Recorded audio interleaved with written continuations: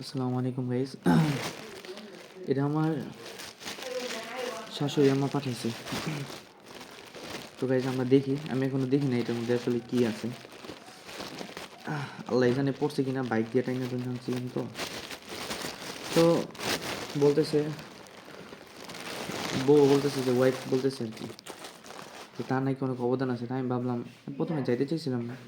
সে বলতেছে ওই যে রুটি দিছে, তার নাকি অনেক অবদান আছে, অনেক এনার্জি হয়েছে। তো ভাবলাম আমার বউর এনার্জি হয়েছে যেখানে, এখানে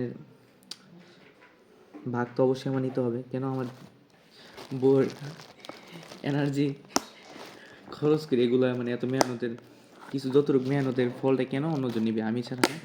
তো মানে গ্যাস, ওয়াও, সেই সেই গ্যাস, দেখতে পাচ্ছেন এটা কিন্তু সেমাই। আসলে এখন আমি টেস্ট করি নাই, এখন আমি টেস্ট করতে যাচ্ছি যে আমার শাশুড়ি হাতের রান্না আর বউর অবদান কেমন হয়। তো গাইস, আমি প্রথমে বিসমিল্লাহ করে খেয়ে দেখাচ্ছি। হ্যাঁ, বিসমিল্লাহ।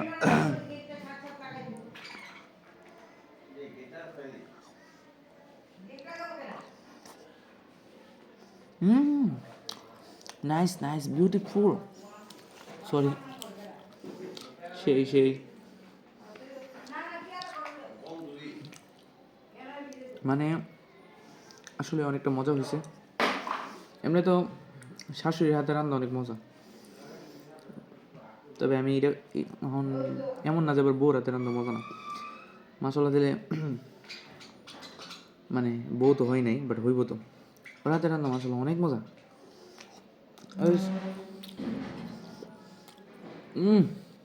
ইয়ামি ইয়ামি, মনে হচ্ছে সবাই লাগে, কি আর করে দিম,